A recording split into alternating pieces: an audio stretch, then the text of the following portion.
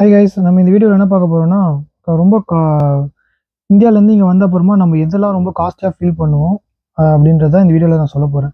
So things இன்னும் ரொம்ப எக்ஸ்பென்சிவாக இருக்க மாதிரி கேனடாவில் நம்ம ஃபீல் பண்ணுறது தான் இந்த வீடியோவில் நான் பார்க்க போகிறோம்.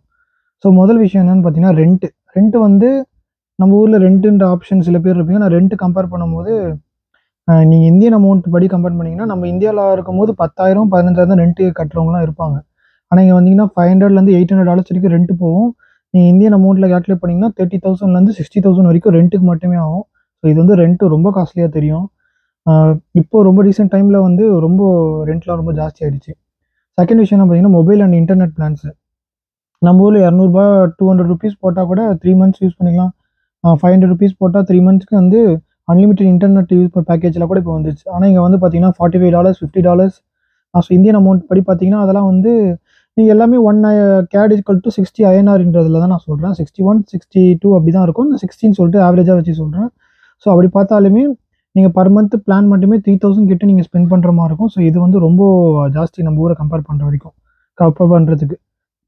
தேர்ட் விஷயம் பார்த்தீங்கன்னா ஃபுட்டோட காஸ்ட் பார்த்தீங்கன்னா ரெஸ்டாரண்ட்டில் வந்து நம்ம ஊரில் வந்து ₹100 இருந்தாலே வயிறு திருப்தியாக சாப்பிட முடியும். இங்கே வந்து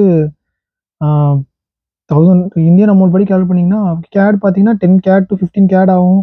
ஸோ இந்தியன் அமௌண்ட் படி பார்த்தீங்கன்னா ₹1,000 கிட்ட ஒரு மீலுக்கே செலவாகும். நான் வந்து இங்கே டிப்ஸ் வேறு சில டைம் எல்லா ரெஸ்டாரண்ட்லையும் எதிர்பார்ப்பாங்க. ஸோ அதை வேறு கொடுக்கணும். அதெல்லாம் வந்து ரொம்ப காஸ்ட்லியாக இருக்கும் ஃபுட்டு.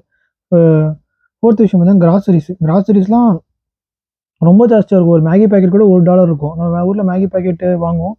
ஒரு மேகி பேக்கெட்டு ₹120 ₹100 இருக்கும். எக்கு ரொம்ப காஸ்ட்லியாக இருக்கும். ஸோ கிராசரிஸ் கூட ரொம்ப காஸ்ட்லியாக இருக்குது. ஸோ ஃபிஃப்த் விஷயம்னா பப்ளிக் டிரான்ஸ்போர்ட்டு. நம்ம ஊரில் பப்ளிக் டிரான்ஸ்போர்ட்லாம் சூப்பர் கம்ஃபர்டபுளாக இருக்கும். அப்பப்போ பஸ் வரும். அது இல்லாமல் காஸ்ட்லும் ரொம்ப கம்மியாக இருக்கும். நீங்கள் பார்த்தீங்கன்னா நீங்கள் பஸ்ஸுக்கு மட்டுமே நீங்கள் ஒரு கார்டு மாதிரி வாங்குவீங்க. அந்த கார்டுக்கு நீங்கள் டேப் பண்ணிட்டு போவீங்க.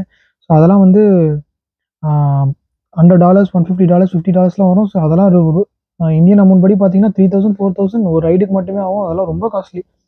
ஸோ அப்புறம் சிக்ஸ்த் விஷயம்னா க்ளோத்ஸு. நீங்கள் நினச்ச மாதிரிலாம் போய் நீங்கள் இந்தியாவில் இருக்க மாதிரிலாம் க்ளோத்ஸ்லாம் வாங்க முடியாது. இங்கே அப்பப்போ டிஸ்கவுண்ட்ஸ் போடுவாங்க. அந்த டைமில் வேணால் கொஞ்சம் கம்மியாக இருக்கும். ஆனால் கம்மியாக இருந்தாலும் இந்தியன் அமௌண்ட்டோட அதிகமாக தான் தெரியும். ஸோ இது எல்லாமே ரொம்ப காஸ்ட்லி.